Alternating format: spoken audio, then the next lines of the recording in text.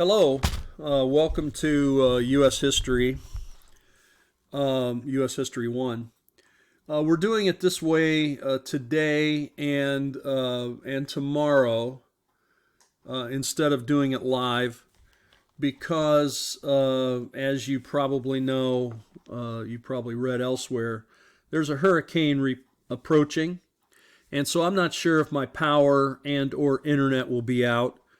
So I thought it was a good thing to go ahead and record this now. I'm recording this on Tuesday so that it's available for Wednesday, okay? So I will post this. You found this posted then under the course site. So let's go ahead and get started. We're on, I believe it's chapter 7 in your textbook, talking about the Constitution and the early Republic, and several other issues that they had now after winning the war. Of course, they have several issues they have to deal with. So, Constitution and early Republic. Here is a timeline. It's taken from your textbook. I think it's a good way just to sort of give us a little introduction as we begin. Some things we're going to talk about. We're going to take a look at, part of the problem was there really was not a federal government. The governments were all taken care of state by state. And they had cooperated with each other when it was, the war, because they were kind of forced to. Even that was problematic, getting funding for the army and different things. So the states then are going to have to draft their constitutions now that they are a state of the United States. Okay, so they're creating their state constitutions. That's happening for the first 4 years or so, right after the Revolutionary War. Okay. Sort of, during the war, after the war, they're doing that. Now, in 1781, they form a Continental Congress.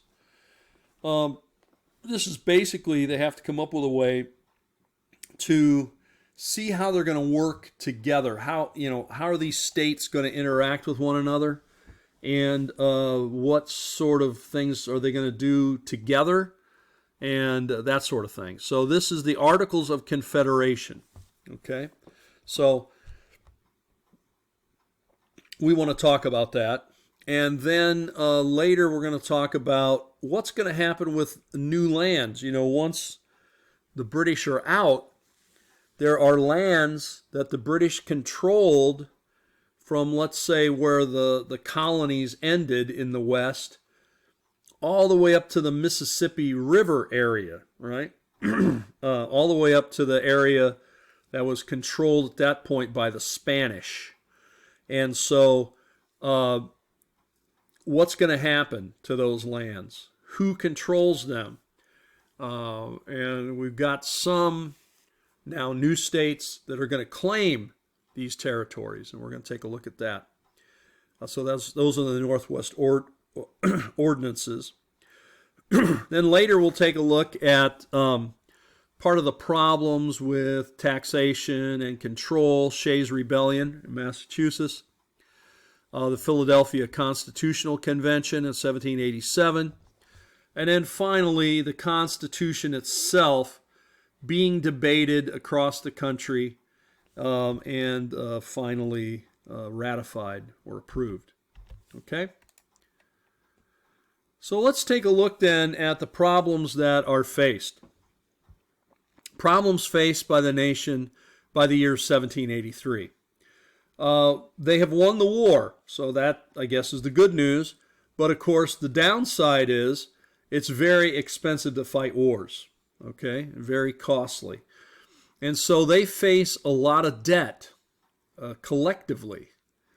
How are they going to pay that debt? How are they going to repay the debt? Where did this debt come from? Well, they borrowed a lot of money, say, from the French. They got other help from from the Prussians. And so this is stuff they're going to have to figure out how they're going to pay it. Big debt. So that's one problem. Another problem is, of course, they have all this land basically west of the Appalachian Mountains. What's going to happen to all that land west of the Appalachian Mountains? Who's going to control it? Is it going to be a part of these original 13 colonies, now 13 states? And how's it going to be organized? And of course, there were some these states that were quite eager to control that territory.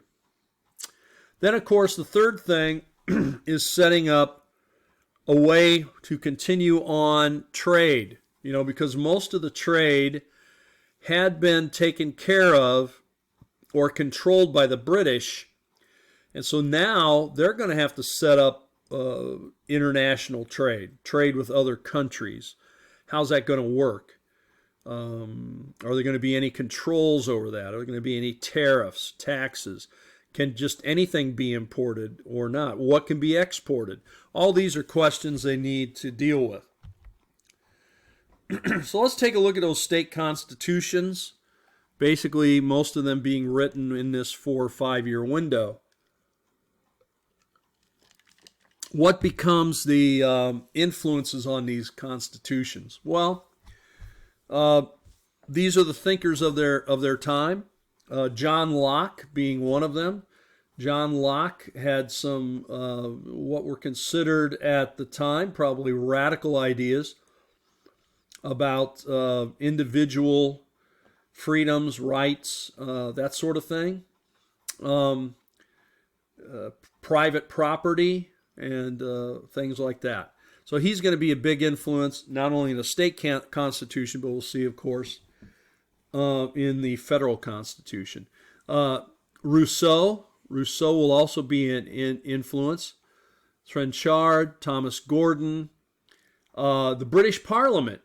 Even though they fought a war to get rid of the British, they're going to adapt some of the ideas from the Parliament, some of the ideas from English law, and then, of course, the colonial legislatures, the sort of colonial bodies that were there prior to the coming of the state groups. Here you see pictured a picture of the Pennsylvania Constitution, the very first page of it, written in 1776. In fact, Pennsylvania is going to hold their constitution far more democracy or democratic principles than many other states at least did initially. Okay, so not all the states are going to come up with the exact same thing. So what are some of the things that are going to typically be included in these state constitution? Here's 3 big ones. A kind of Bill of Rights. This is basically going to be a list of rights, natural rights that Americans had felt threatened by the British before the Revolutionary War. The right to own your own property, the right to control your own income, the rights to freedom of property, freedom of speech, freedom to assemble. So a lot of these should sound familiar because these were things that the British tried to control. They basically were trying to force people to be quartered in people's homes. They had a lot of taxes that just at will they would tax, so a lot of that. So the Bill of Rights will be there. Another one is limiting participation. This is basically a way to limit the people who could participate in government activities. Can just anybody be in the government? So this is the idea that you must be a citizen, and of course, what are going to be the rules for that? What does it mean to be a citizen? Now, in the United States today, we are quite generous with citizenship. We're very generous. What do you got to do to be a citizen? Just be born here. That's it. If you're born here, you're a citizen. And if you weren't born here, well, you can study, you can take a test, and you can become a citizen. Now, this is not the way it is in many parts of the world. There are other restrictions on being a citizen besides just being born somewhere.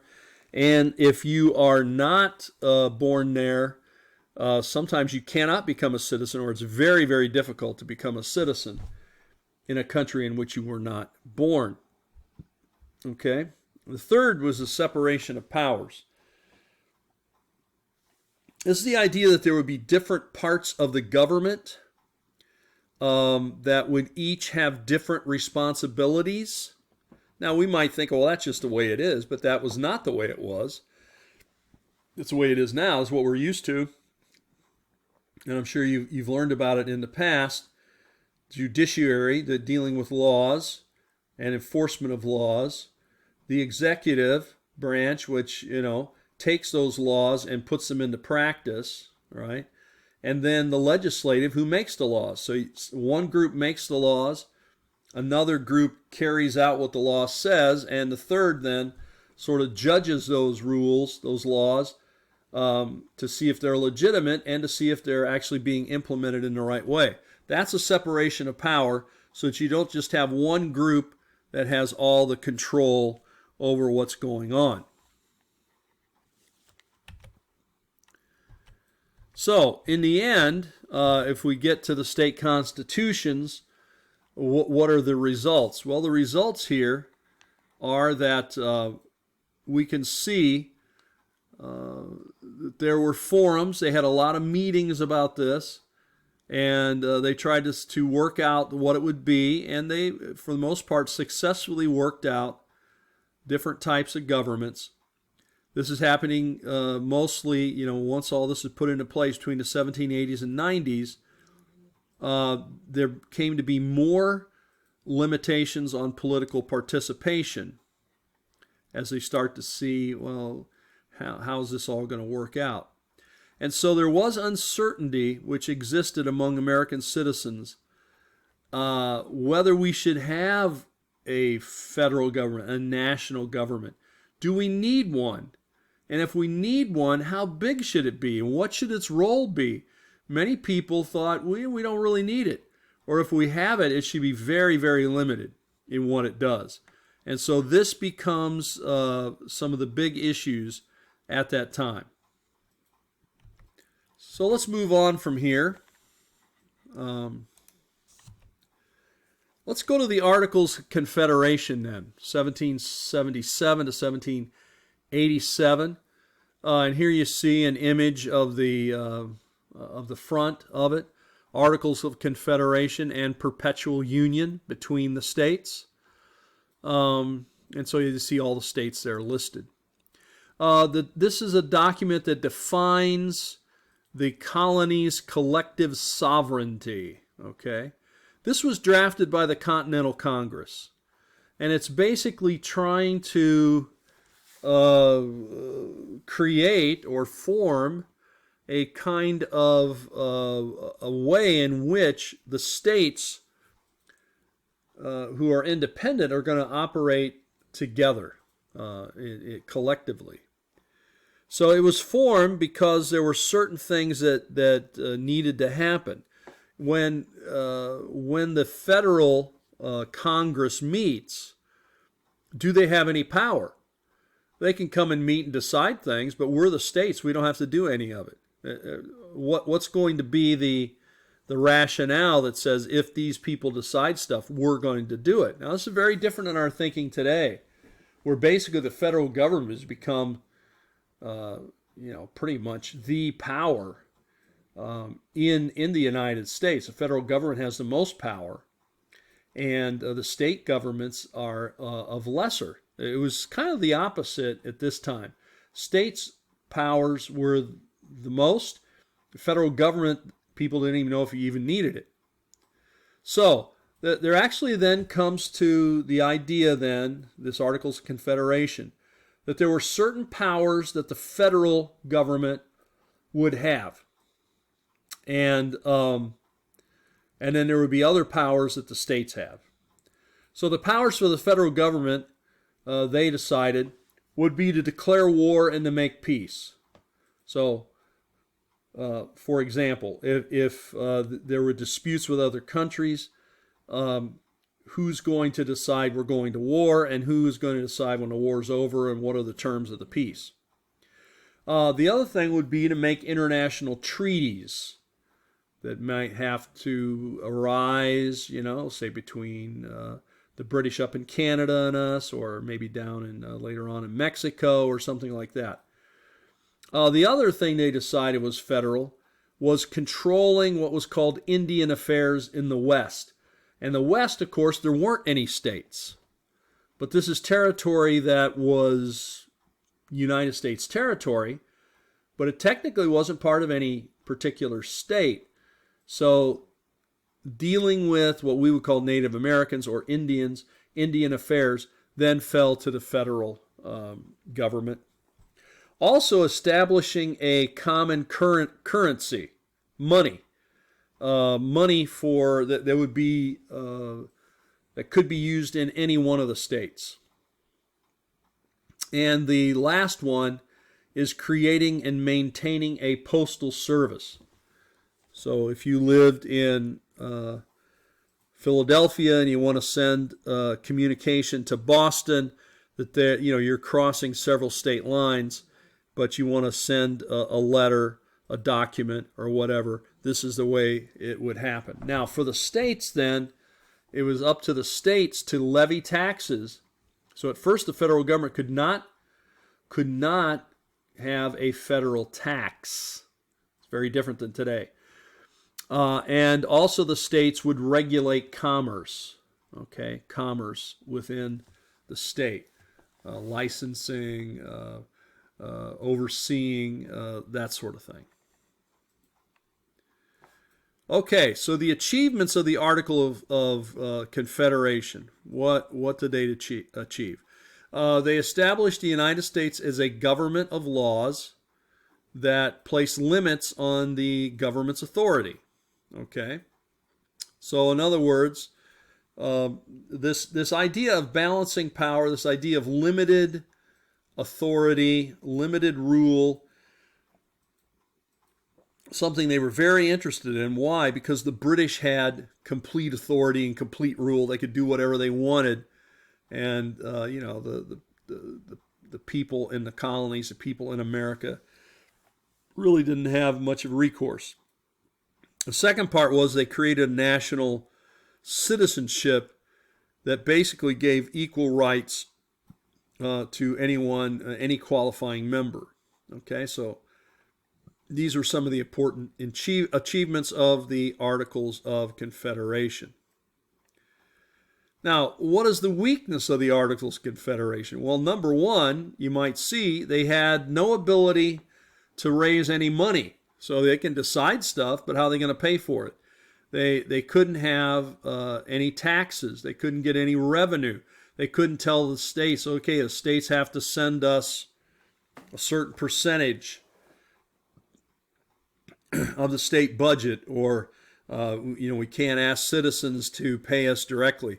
So this is a real problem. They could enact a lot of things, but they couldn't really do much without money, right?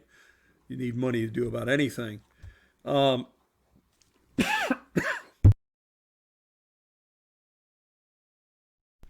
other thing was the need for everybody to agree, that is unanimous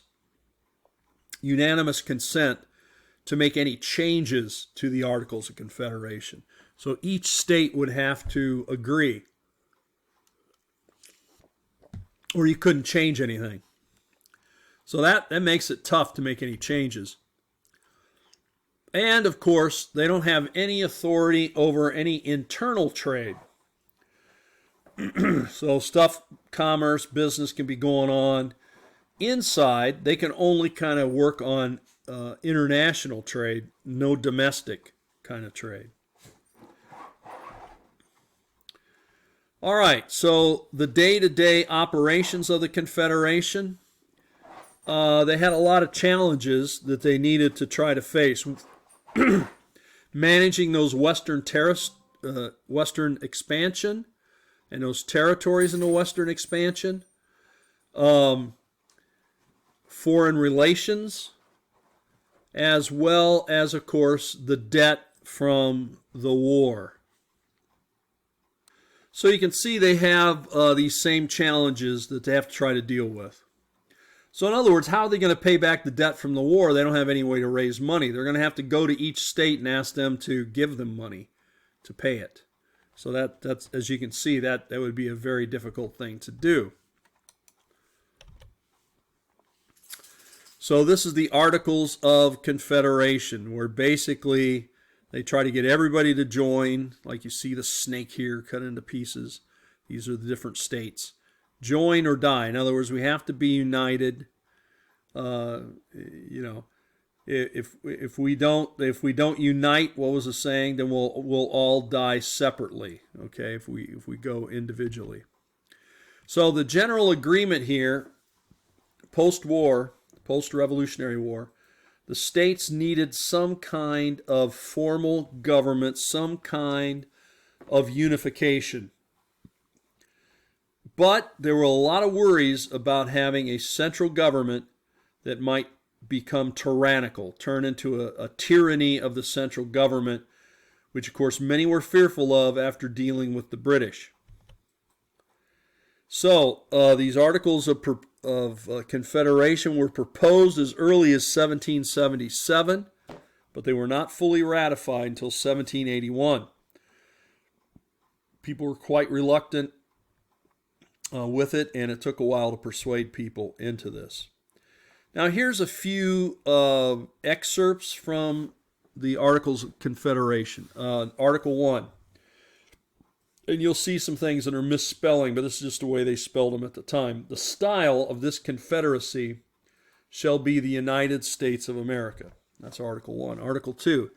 Each state retains its sovereignty, freedom, and independence, and every power, jurisdiction, and right, which is not by this confederation, expressly delegated to the United States in Congress assembled. So, as you can see, the states have lots of power here, right? They have their own sovereignty, freedom, and independence, and every power, jurisdiction, and right, which is not expressly delegated to the United States. So anything is not expressly delegated to the federal government is under the purview of the state.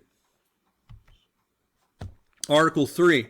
The said states hereby severally enter into a firm league of friendship with each other for their common defense, for the security of liberty, their mutual and general welfare, binding them to assist each other against all force offered to or attacks made upon them, or any of them, on the account of religion, sovereignty, trade, or any other pretense whatever. So in other words, okay, we are going to help each other. If you attack one of us, we will all respond. But, of course, we're all maintaining our own sovereignty. So there's some of the excerpts of it. Now, as a part of this, then, comes the enumerated powers. This is a very important point. Enumerated powers. Remember, back here it says, unless it is expressly delegated, Article 2, unless it's expressly delegated to the United States in Congress assembled. Well, how are we going to know that? Well, these are the enumerated powers. Okay? So basically the federal government is not going to have an executive branch, according to this agreement. They're not going to have a judiciary branch. So that means there's not going to be, say, like a Supreme Court. There's not going to be a president and a cabinet. There's only going to be the Congress, and the Congress is going to deal with only the things that are listed here. Now, how is the Congress going to operate? Each state is going to have one vote. A simple majority will prevail. So in this case, there's 13 states. There will be 13 representatives, 13 delegates, and they will vote. And so, if you get 7 to agree, All right, is that what we need? That's the magic number, right? 7, 13. Anyway, you're going to have to get them a simple majority, and then that's what will happen. So the Articles of Confederation, a perpetual union between the states. And so these powers over foreign relations are there, but there's no power to tax. So how are they going to do anything? The Congress, then, the federal Congress would say, okay, for example, we need to pay the French so much money to pay them back for this money we borrowed during the war. But, of course, they have no money.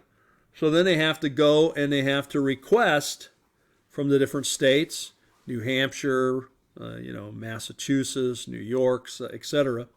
We need this money. Send us this money so we can send it to the French.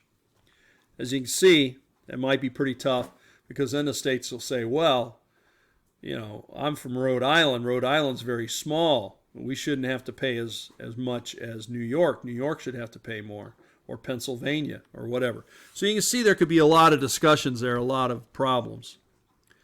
They could borrow money, and they could mint coins, but they could not tax. Okay? They could not tax. So, in fact, this federal Congress actually had less power than the Continental Congress. And that's the way a lot of the states wanted it to stay.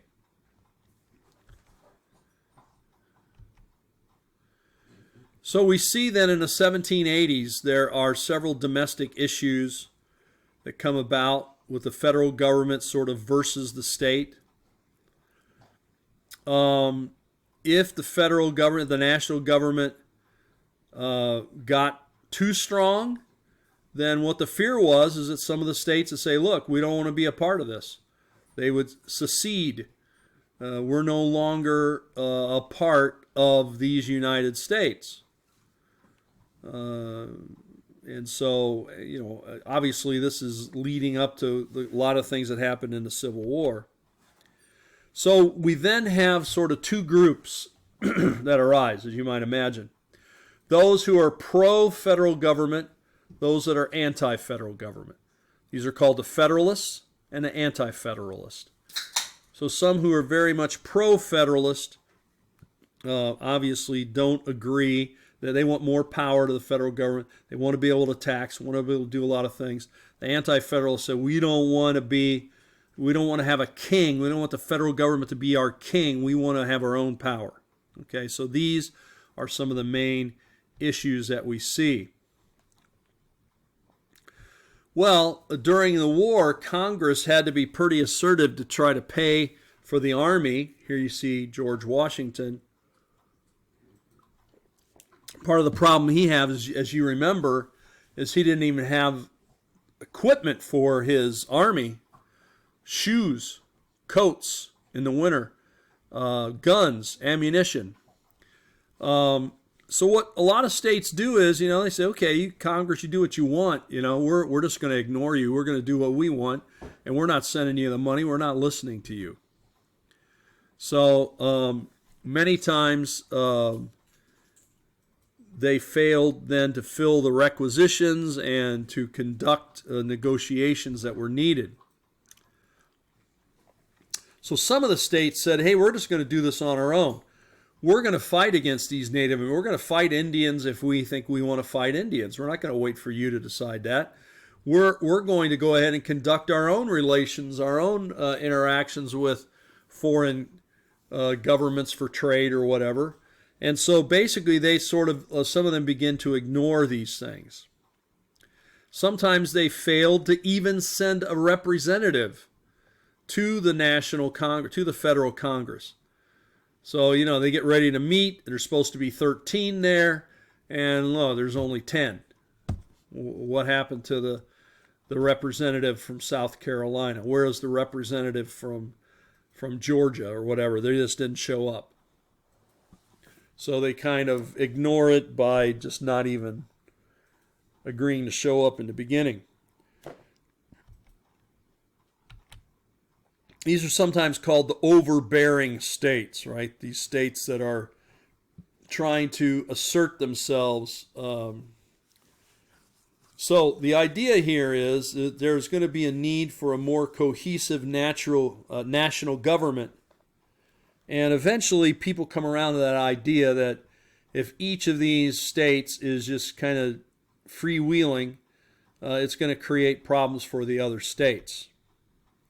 So the conventions then began to meet to draw up and amend articles in 1786, 1787 to kind of spell out more what the federal government was to do. Okay? Basically, what was their goals? One of their goals was to enable a national government that could act without state assemblies. In other words, the national government, the federal government, could enact laws and could fund those or could carry them out without going to each state and getting them to agree. So to be able to do that, obviously they're going to need taxes. They're going to need a levy. They need to be able to collect taxes to get the money to do what they want or need to do. They're going to need to be able to enforce the laws through federal agencies. And what they ended up doing was separating powers into branches. So what they want a judiciary branch, an executive branch, as well as the legislative branch. They were also concerned with civil liberties, that that there would be a kind of federal standard of civil liberties, that if somebody moved from one state to another, they could not have to deal with different rules. The other big issue that comes about is that we have small states like, say, Rhode Island, and we have large states like, say, New York, Pennsylvania, and so forth. How are we going to balance the interests of the small states with the large states? Because if you have 13 states, you have small states like Connecticut and Rhode Island, Massachusetts, they're fairly small, New Hampshire, and then they could basically outvote some of the big states if they teamed up. So there was a real idea here that we need to work on that sort of thing too. Okay? So let's cover another thing here before we end, and that is the Western lands. This is something we mentioned, but we didn't really talk about. We have the colonies, which are now states. And the idea here is that they have their land, and basically it goes up to the mountains. It goes up to the Appalachian Mountains for the most part. And then beyond that, the British had territory, but what's going to happen to that territory? And so we see, for example, Kentucky was basically, Virginia says this is our land. North Carolina basically going to control Tennessee. And then Georgia took territory, all of them going out to the Mississippi. And so did South Carolina. They kind of jumped. It wasn't even contiguous. Same with Connecticut. Connecticut jumped way over, took some stuff from Pennsylvania, went all the way out through what would be Ohio, Indiana, and Illinois. Virginia claimed parts of Illinois. So that there's this Northwest territory, a lot of it claimed by Virginia. So some of these states are claiming things out there. You can look on this map and see Massachusetts, Connecticut, Virginia, Georgia, and so forth. So the idea here is what's going to happen? The people of Virginia said, okay, we will cede our land on the condition that they would keep small reserves for later use. So eventually we have it forms an organization, the Land Ordinance of 1785. Because a lot of this territory, they didn't even know how big it was. It had never been surveyed. They just knew there was land out there, and they knew there was a Mississippi River, and so we just want all the land to the Mississippi River. So they send out an ordinance, surveyors, to go out and survey this immense amount of territory. You can see they begin to divide it all into townships, which are 6 mile squares. And of course, that could be subdivided into those mile squares.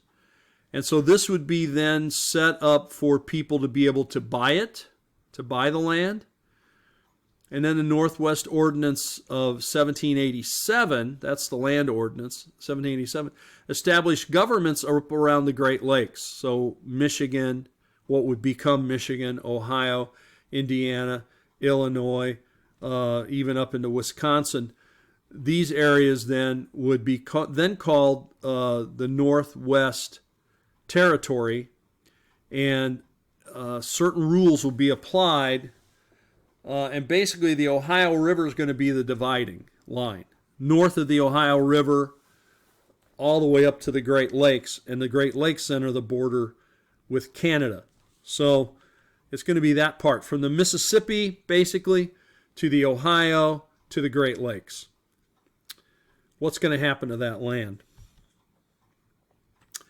And so that's going to continue. And, of course, people begin to move out there. They begin to clear the land. They begin to create farms there. All right, I'll tell you what. Let's end it there for today, and we'll continue on with more of this tomorrow.